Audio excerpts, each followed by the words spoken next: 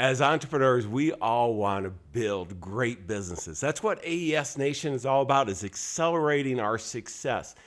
And there's a key driver of our success is the people that we have around us. Having a great culture, the right people on the bus, as Jim Collins talks about.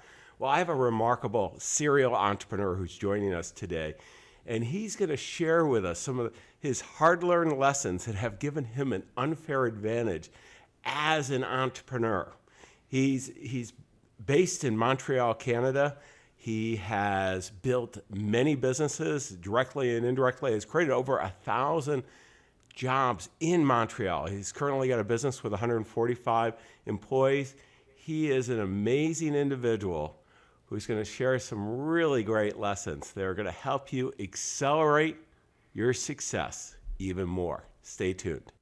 Ordinary success? No way. You want amazing, remarkable, exceptional breakthroughs. Dig deep, think bold, drive hard, watch yourself soar beyond your dreams. AESNation.com. Darryl Hicks, I am so excited to have you here. It was so great. Jason Gennard introducing us at Mastermind Talks. We had dinner together at one of his Mastermind dinners, and I think we sat next to each other and we just went off, and some unbelievable insights that you shared. And I wanted you to join us to share with the AES Nation, our fellow entrepreneurs. So first of all, thank you for taking the time. Thank you very much for having me, John. Great to be here. There are a lot of guests I have. I have a lot of consultants on, top speakers and so on. You are truly a serial entrepreneur. You've been very active in the angel community, really in the technology side.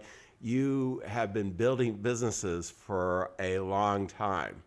And what I loved about what we were talking about dinner is, just all the lessons learned. And I've been around doing a lot of things, but I was taking notes there. They wouldn't let us, we had to put all our cell phones and electronics. That was part of Jason's things. We couldn't do it electronically, so I had to do handwritten and remember things after the fact. But Darryl, Jason's big on that. Yeah, no, what I'd love to do, Darryl, is before we go into kind of some of the lessons learned that our fellow entrepreneurs can go out and execute, what I'd love to do is have a little bit of your background. So, how did you get to where you are today?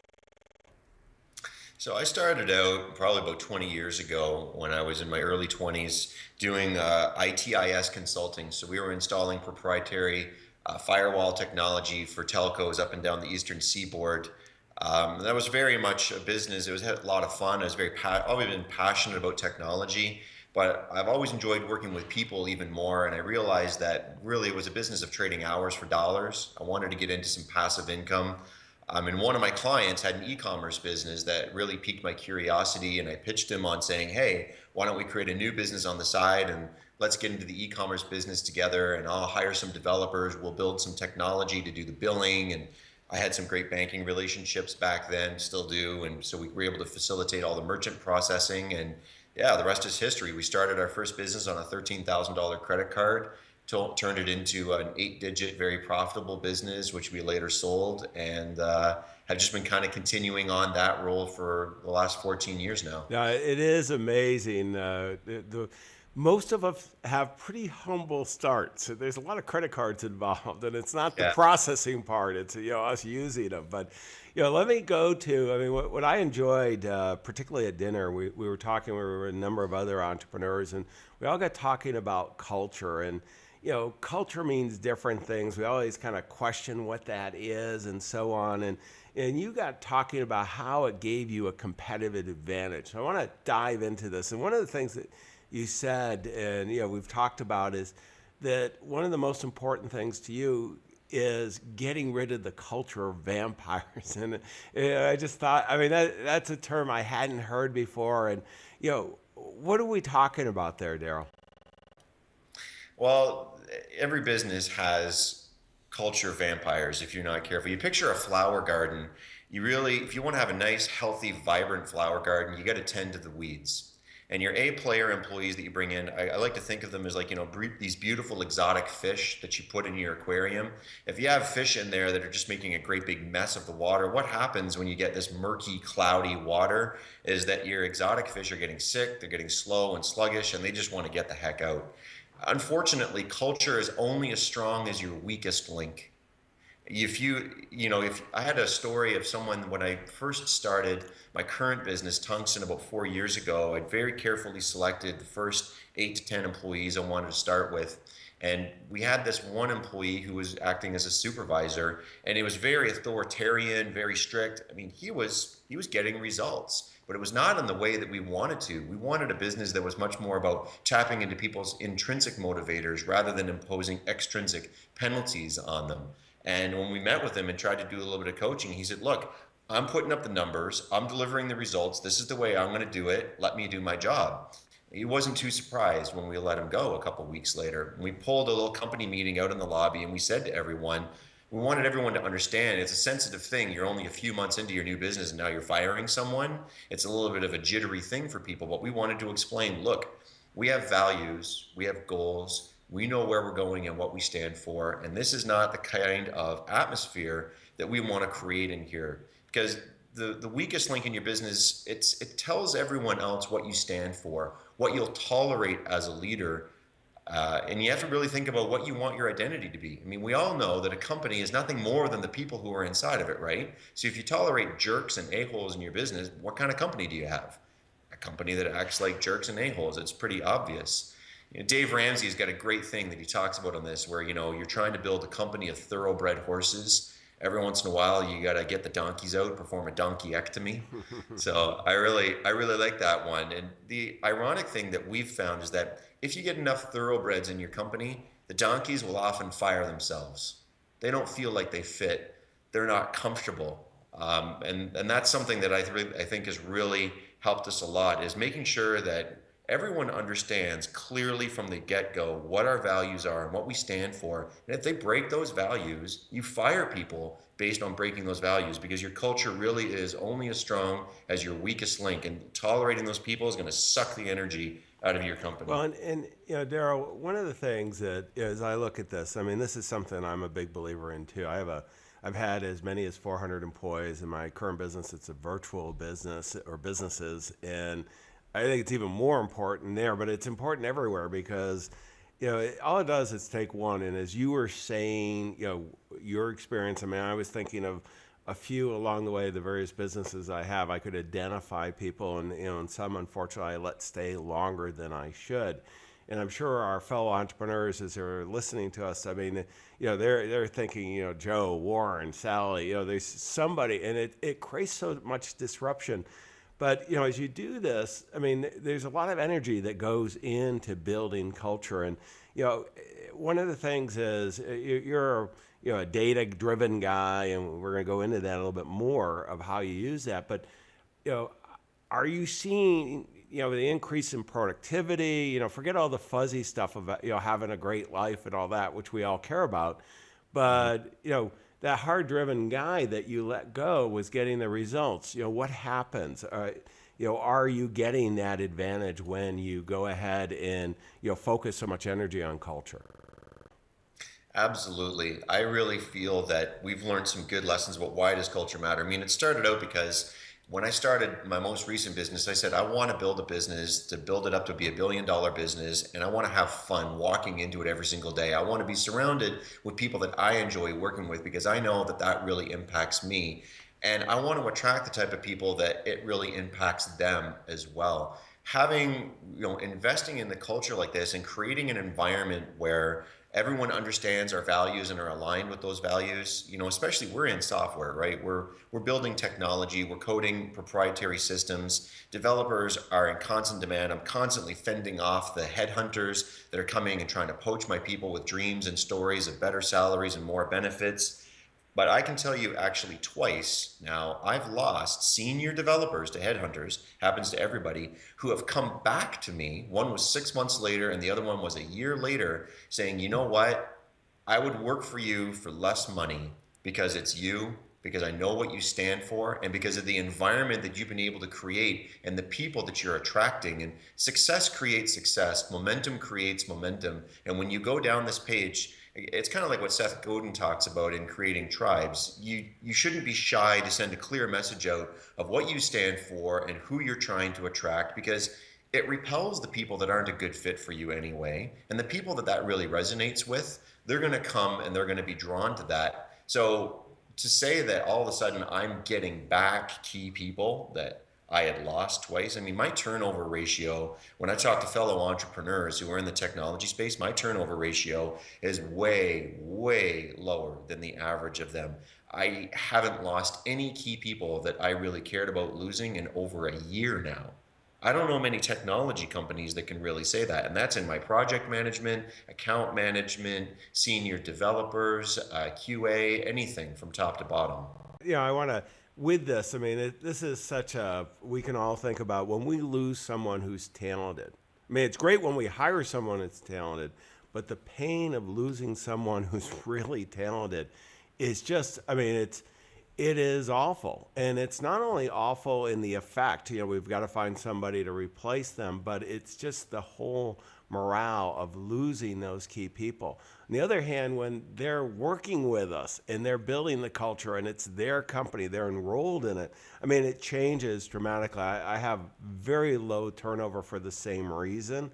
And, so, I mean, I invest a lot of time and energy in this too. So I'm really passionate, but I'm in Silicon Valley, so I'm going to ask the tough question. In Montreal, I mean, Silicon Valley, we've got all these big names, and they buy ping pong tables, cappuccino machines, and and a lot of them just stamp that and call it culture. Some do much better than that, so I don't want to be too hard. But what are you doing to build the culture? Because it's one thing to say, hey, let's have a great culture of really top people, and we're going to go make a difference in the world. That's what every one of us wants as an entrepreneur. But how do we actually make it happen, Darryl? Yeah, I hear you. It's a really good question. We've learned some really good lessons, some great takeaways, and one of the things is that we've learned that we have to empower the team. Culture really does start with leadership. The CEO, the COO, we're the enablers of culture. We empower it. It goes in the direction that we set for it, but we don't actually make it happen. So we've had a lot of success in appointing culture ambassadors. This is an idea that I poached from a really good friend of mine who's also in Mastermind Talks, Jason Atkins from Incentives 360. He's just a phenomenal guy, 140 employees, fantastic culture in his company. And they run a campaign where there's an election that everybody has to vote and do video interviews that get posted out to the rest of the company about, if I was voted as the culture ambassador, this is what I would do for company culture and all that stuff. And the interesting thing that happens is we used to spend a lot of money on free lunches and free Red Bull and free coffee. That stuff all costs money, but when the culture ambassadors come in, they actually look at that stuff and they say, what, we could get way better bang for our buck if we spent it on this or that. So they take the initiative and they go out and they create a dialogue and SurveyMonkey surveys with the employees and they say, what do you want? What do you really care about? Would you be willing to give up the free Red Bulls if we did this instead? So taking culture and actually putting it as a line item on the P&L, giving it a budget, a set budget to this group of people that are very passionate about it, you turn it into a big celebration. They win the election and it's a big celebration. And by the way, these people aren't paid extra. They're doing it as a labor of love because they really care about it. And then they're responsible for going and making sure that, again, according to the vision and the values and the purpose and our big audacious goals like Google talks about that we're creating, they go and they make it happen. And they're having the conversations and they become the glue, like the water in that aquarium that is fresh and clean and oxygenated and keeping everyone performing at a high level. I can't say enough about the importance of empowering people, asking people what are your values? Even in an anonymous survey that you send out and ask everyone, what are your values? What is most important to you as a person? Sometimes it's shocking what comes back to you as feedback, and that helps you to really sort of tailor what it is that you're going to do with the ambassadors and pushing the culture out. But that's been absolutely huge for us, empowering the individuals to go and make the leadership's vision happen. I love this, Darryl, because really one of the things is being a CEO. You've led many organizations. I have too. And you want to inspire your team, you really want to make a difference, but you can't do everything. And one of the things is you got to stop. All of us have to stop trying to do everything because we've got talent all over the place. And I love the idea. I haven't heard that before, having the culture ambassadors, because, what we all care about in today's world, we're all spending a lot of time at work. And we all want, you don't have to be a CEO, you don't have to be an EVP, everybody wants to make an impact. They want to have a great environment to work and make a difference in the world. And you can harness those people who are most passionate, who are able to articulate it. And boy, that's, that really sounds like that's coming together very well. So no, that's if somebody were going to start that, what would be the starting point to, reach out to their team and, have, somebody raise their hand to be that cultural ambassador? Well, we're big fans of corporate social media, replacing email with corporate social media. So for us, it started out as a post that we made in the water cooler section of our corporate social media. And the buzz started right away. And we said, hey, here's what we're going to do. This is the vision of the business. It's all clearly articulated and it's spelled out. These are our values. This is what we really care about. And we want culture ambassadors. If you think you've got something to say, what you would do if you were in charge of culture, what you would do, we want to hear your story. Record a little video on your iPhone or your computer, whatever, upload it to this water cooler and start campaigning. And then we started a voting process. Again, for us, because we're a technology company, we did the voting process in our corporate social media where people could go and vote on candidates, and they're out there lobbying and campaigning with their peers. It turns into a lot of fun. And again, you make it a really celebratory moment for the people who win. Some of the other companies, my peers, people that I talk to, they've done things like flying the culture ambassadors down to a Zappos boot camp on culture, or flying in some consultants who talk a lot about culture and letting them take 2 days off to really just sort of immerse themselves in that world. But it doesn't have to be that high tech. It can actually be very low tech. Set up a whiteboard with some columns on it and let people go in and vote for who they want to vote, or set up an anonymous survey monkey. There's lots of ways to go and do it. And by the way, John, I find that this is just as important with the clients that you decide to work with outside the company as it is inside the company. What I mean by that is that we go through a process not just of getting the donkeys out internally. We also fire clients that we believe don't align well with our core vision. And it's really hard, especially when you're a startup, to let go of revenue like that. But I got the idea from Seth Godin. He talked at a conference. I had the privilege of meeting him in New York a while back. And he told me a story about a client. It was one of the largest sources of revenue that he had in his bookbinding company for book marketing and publishing books. But they were so litigious. There was constantly a threat of the axe and the guillotine hanging over their head. And it started to impact the culture of his business. All of his employees, the way they started to behave, it started to affect the way they treated other clients. Everything was about covering their own butts all the time. He took a really tough decision to give away a massive chunk of his revenue, taught them everything they needed to know to go and replicate what he had. But he said that was the point when he fired that client that was like a culture vampire from the outside. Their business shot up, and within 2 years they were at 400% revenues of where they were before they had fired that client. He said it was one of the single most impactful things that happened. So this idea of culture, obviously it starts and it's most important inside, creating the unified team that's working together, but you can't overlook the impact of who you choose to work with outside. Yeah, we do a lot of research on this, and releasing inappropriate clients is one of those big upward ticks, and it's not only we lose the revenue, and all of us work so hard to get top line revenue, but what we don't realize, particularly if it's affecting the senior leadership, oftentimes it's really affecting the teammates, and it is just can be unbelievably disruptive, as Seth was saying there. I'm not going to let you off, Darryl, on that. You're too good.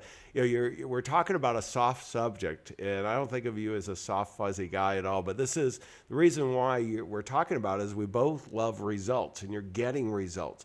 But I also want to go to another way that you're getting results, which is data. In today's world, your business is just all about data, and you help fellow entrepreneurs using it effectively.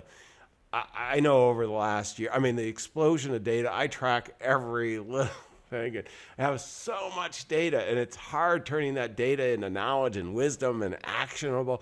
How would you recommend to your fellow entrepreneurs to use data effectively to make smart decisions?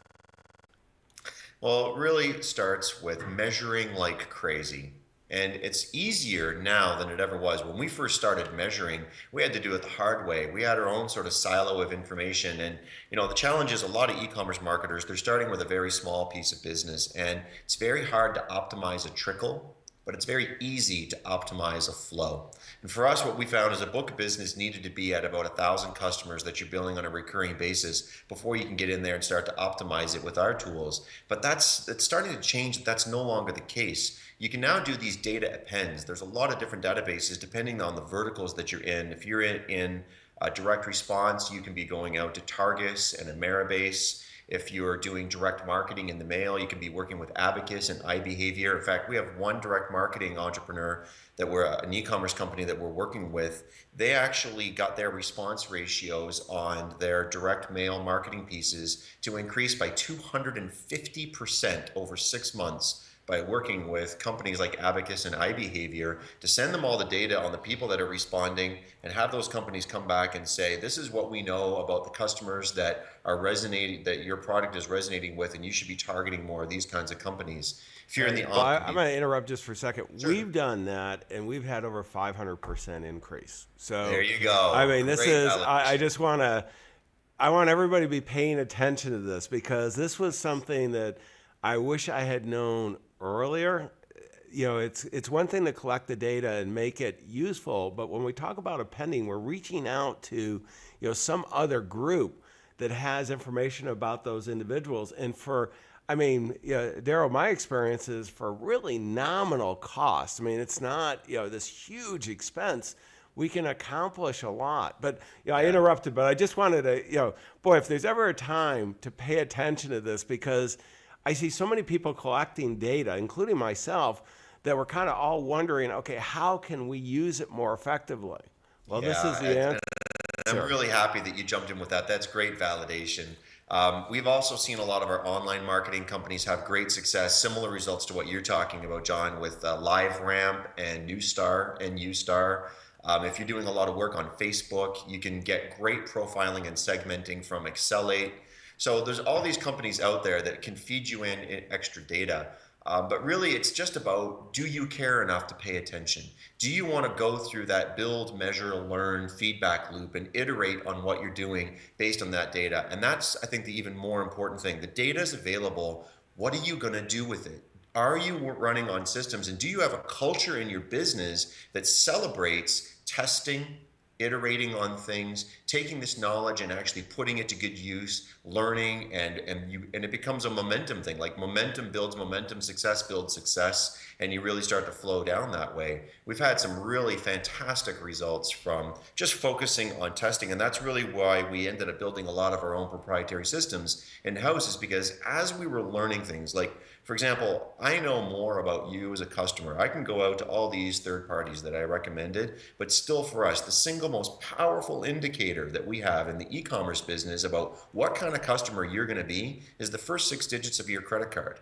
I know if your credit card starts with 5332355, that means that I want to throw the kitchen sink at you. It's upsell, cross-sell, downsell. I want to take my most expensive ways of engaging with you by phone or anything else because you are a golden customer. But if you have another 6 digits in your pocket, a number that I won't mention, I know that I need to treat you with kid gloves, put you into a completely different tailored funnel on the back end for customer service to make sure that we're not ending up with chargebacks, or maybe I'm just going to sell you different products that are at a lower price point. I might have lower margins, but I know it's going to be better tailored to your needs. The first 6 digits of the credit card is called the bank identification number.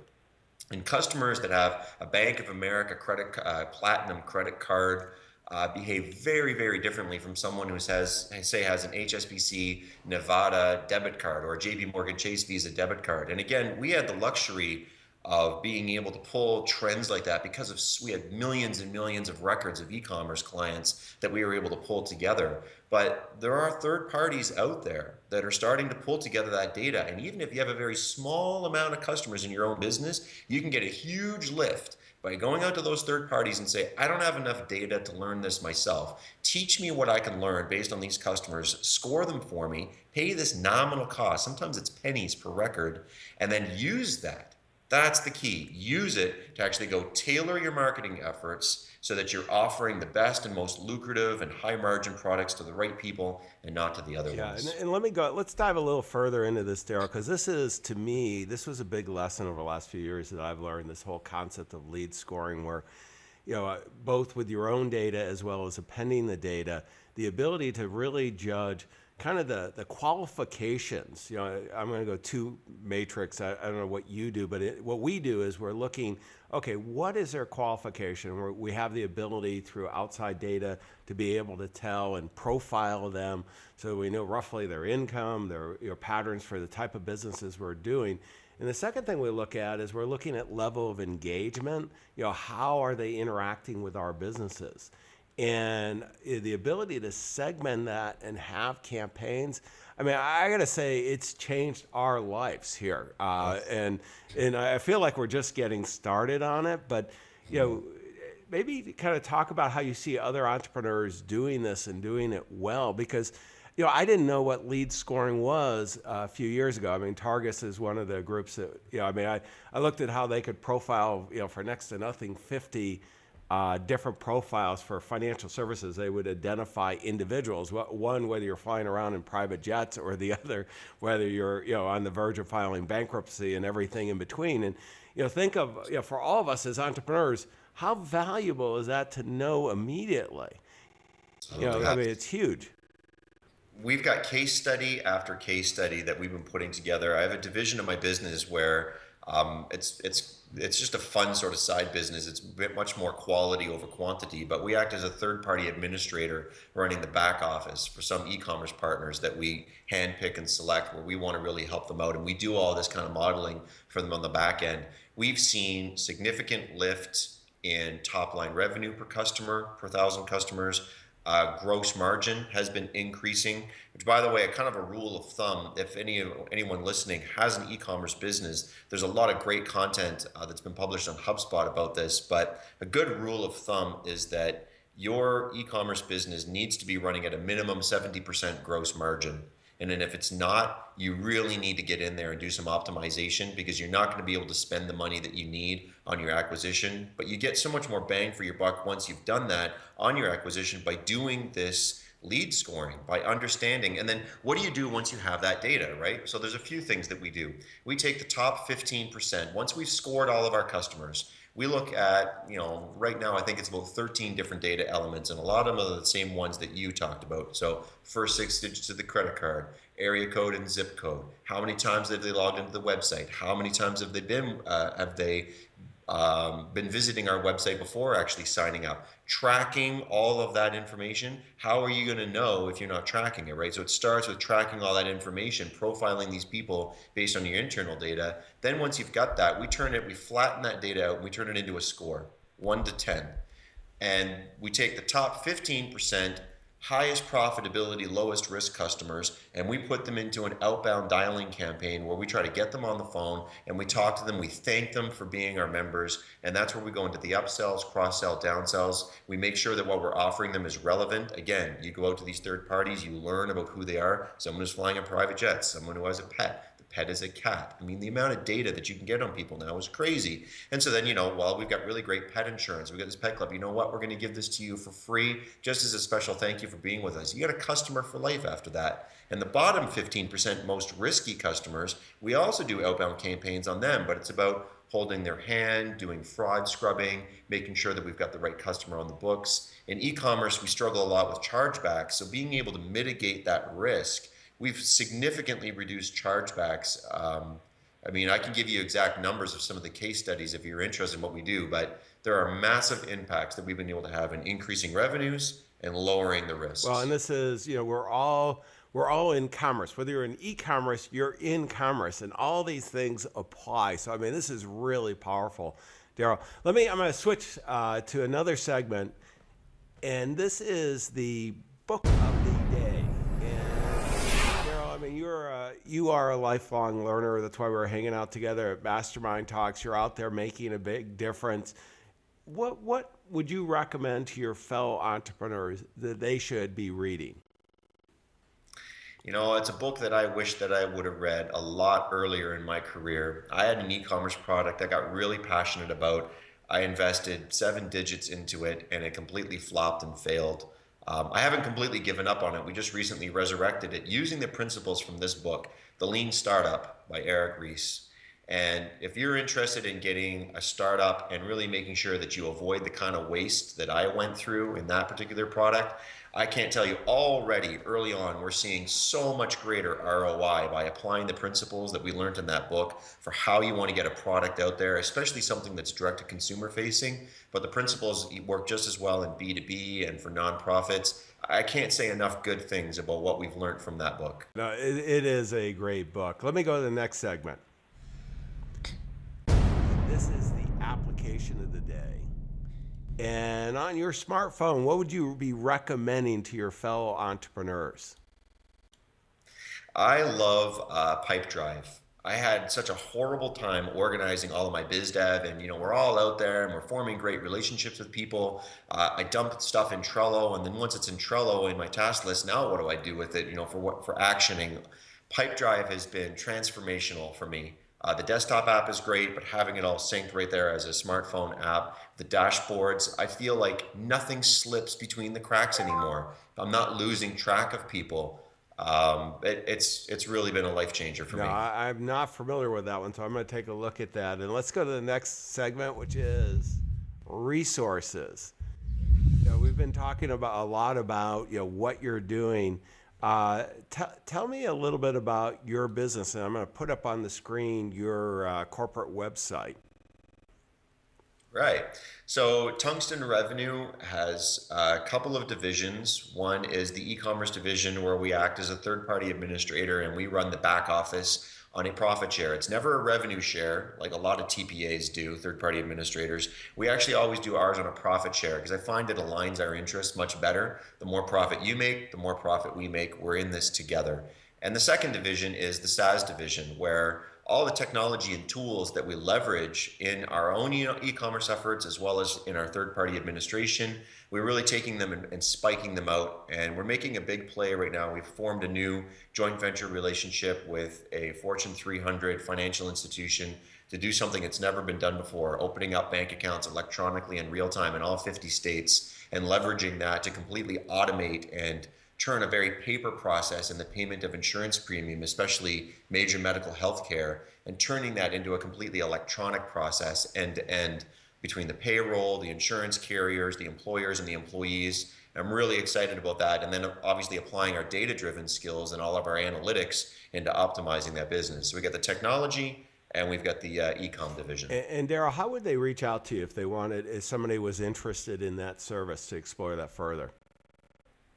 Well, the contact us page on Tungsten Rev actually comes to my personal inbox. I don't screen it. I like to receive those contacts myself. You can also go to my About Me page. You can find it on Google just by Googling for Darryl Hicks with 2 R's and a YL.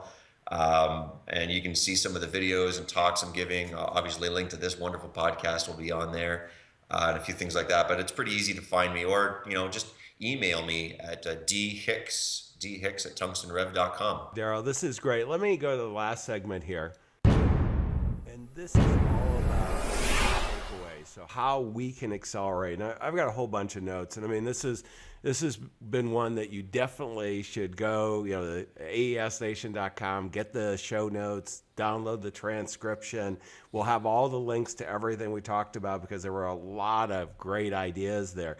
But number one, Darryl talked about the power of culture, and one of the first things is get rid of the culture of vampires, and that's critical. I mean, it's so freeing, and he talked about it not only as employees or contractors, but also as clients. Inappropriate people are inappropriate no matter what function they are with you. They will make a huge difference. Make sure that you really do care about the culture and don't take it all on your own. Let enroll your team and let them run with it. Find the ambassador. I just love that idea. And Darryl, I will be putting that into action. I mean, this is, one of the reasons I'm going over the key takeaways is so that all of us, these podcasts, these time together, I mean, it's great to have Darryl and I talking to each other, sharing. I mean, we would do it. We've done it over dinner. This could be, we're doing it in the morning, so a cup of coffee here. But what it is, sharing it with 10,000 of our fellow entrepreneurs. We want you to take action so you can have the success you want. Also, what I really love is, we talked about the culture side, but the data side, and this is where if you are not using data, as a full advantage, and probably none of us are using it to full advantage, but how can we go ahead and make better decisions? I love that in our group, we no longer debate whether, well, you should do this or you should do that. Everything's split tested, and the marketplace tells us. There's never been a better time to be an entrepreneur, to be segmenting our data, being very focused on who our ideal clients are, really delivering a great experience, and using the different segmentation services, the appending services that Darryl talked about. I mean, Darryl, this has been phenomenal. I want to thank you. I want to encourage everyone out there to take what Darryl shared with us and go out and execute. Your clients, your future clients, those strategic partners, all your teammates, your partners, your shareholders, they're counting on you. Don't let them down. We wish you the best of success.